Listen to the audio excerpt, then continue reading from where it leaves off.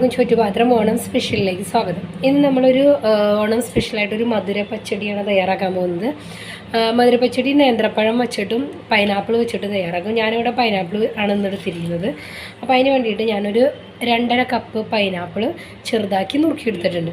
ഇതിനെ ഞാനൊന്ന് കുക്കറിലിട്ടിട്ടാണ് വേവിക്കാൻ പോകുന്നത്. നമ്മൾ നേരിട്ട് അടുപ്പിലേക്ക് വെച്ച് കഴിഞ്ഞാൽ കുറേ സമയം എടുക്കും. അതുകൊണ്ടാണ് കുക്കറിലേക്ക് ഇട്ട് വേവിക്കണേ കേട്ടോ.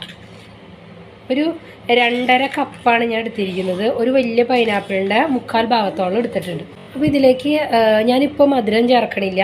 കുറച്ച് മഞ്ഞൾപ്പൊടിയും ഒരു നുള്ളു ഉപ്പും ചേർത്തിട്ട് നമുക്ക് ഇതിനെ നന്നായിട്ടൊന്ന് കുറച്ച് വെള്ളം ഒഴിച്ചിട്ട് വേവിച്ചെടുക്കാം.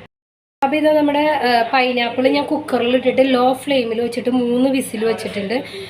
കുറച്ച് ഈസി ആക്കാൻ വേണ്ടിയിട്ടാട്ടോ ഇങ്ങനെ ചെയ്യണത്. നിങ്ങൾക്ക് ഇതുപോലെ നേരിട്ടും വയ്ക്കാം.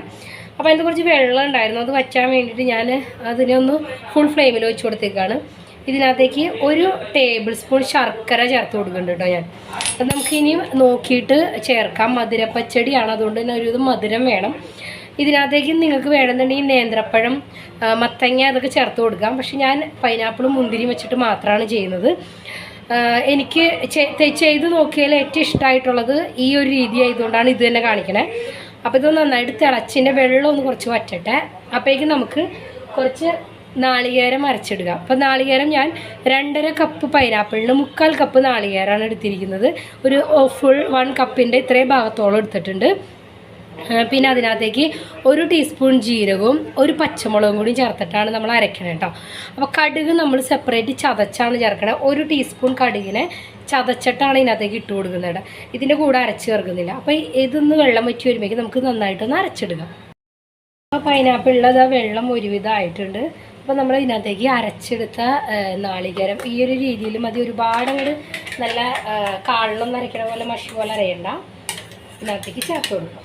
അപ്പോൾ ഇതിലേക്ക് നാളികേരം ചേർത്ത് അതിൻ്റെ ഉടൻ തന്നെ നമുക്ക് ഒരു 1.5 ടീസ്പൂൺ കടുക് ചതച്ചതാണ് ഞാൻ ചേർത്ത് കൊടുക്കുന്നത്.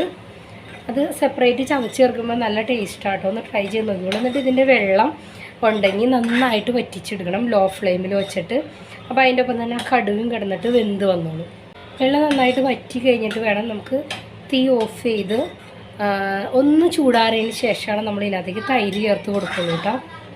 പിന്നെ അത് കംപ്ലീറ്റ് ആയിട്ട് വെള്ളമൊക്കെ വറ്റിയിട്ടുണ്ട്. ഞാൻ ലോ ഫ്ലെയിമിൽ തന്നെയാണ് വച്ചിരുന്നത്.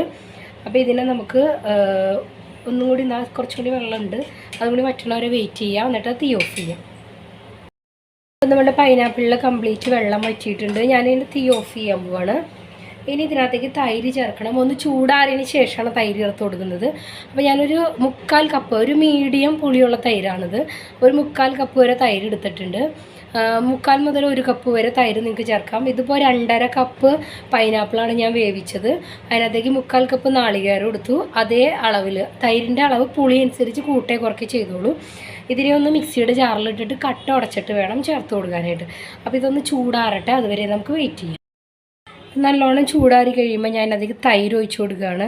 ഇതൊന്നും കൂടി കുറുകി വരും കേട്ടോ. അപ്പോൾ അതുകൊണ്ട് തന്നെ കട്ട തൈരുണ്ടെങ്കിൽ അങ്ങനെ ഒഴിച്ച് കൊടുത്താലും മതി. അല്ലെങ്കിൽ തൈരിൻ്റെ ഒന്ന് കട്ടകളൊക്കെ ഒന്ന് ഉടച്ചിട്ട് നമ്മൾ മിക്സിയുടെ ജാറിൽ ഉടയ്ക്കണമെന്നില്ല, നമ്മൾ സ്പൂൺ വെച്ചിട്ട് ഉടച്ചാലും മതി. ഇനി ഇത് ഇരുന്നൊന്നും കൂടി കുറുകി വരും. ഇനിയും തൈര് ഒഴിച്ചതിൻ്റെ ഒപ്പം തന്നെ നമുക്ക് ഇതിനകത്തേക്ക് മുന്തിരി ഇട്ട് കൊടുക്കാം. മുന്തിരിയുടെ കുരുവൊക്കെ കളഞ്ഞിട്ട് ഞാൻ എടുത്തിട്ടുണ്ട്. കറുത്ത മുന്തിരി കുരുവില്ലാത്ത കിട്ടുകയാണെങ്കിൽ അത് ഇട്ട് കൊടുത്താൽ മതി.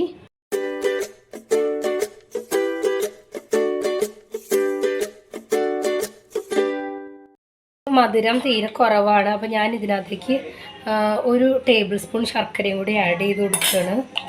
ഇനി ഇതിനകത്തേക്ക് ഒരു വറവും കൂടി ഇട്ട് കഴിഞ്ഞാൽ നമ്മുടെ മധുര പച്ചടി റെഡിയായി. ഇതിങ്ങനെ ഇത്തിരി വെള്ളം ആയിട്ടിരിക്കണമെങ്കിലും കുറച്ചൊന്ന് ഇരുന്ന് കഴിഞ്ഞ് കഴിയുമ്പോൾ ഒന്നും കൂടി ഒന്ന് കുറുകി വരും കേട്ടോ.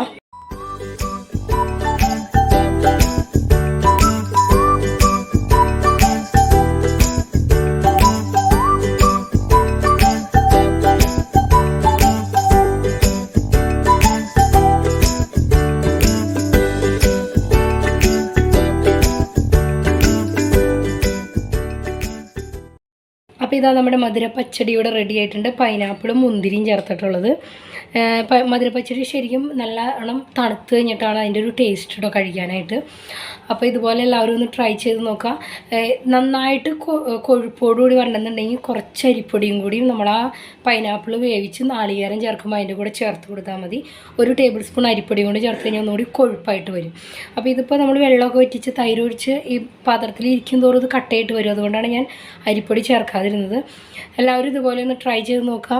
നിങ്ങളുടെ അഭിപ്രായങ്ങൾ കമൻറ്റ് ബോക്സിൽ അറിയിക്കുക. പുതിയൊരു വീഡിയോയിലൂടെ നമുക്ക് വീണ്ടും കാണാം. എല്ലാവർക്കും നന്ദി, നമസ്കാരം.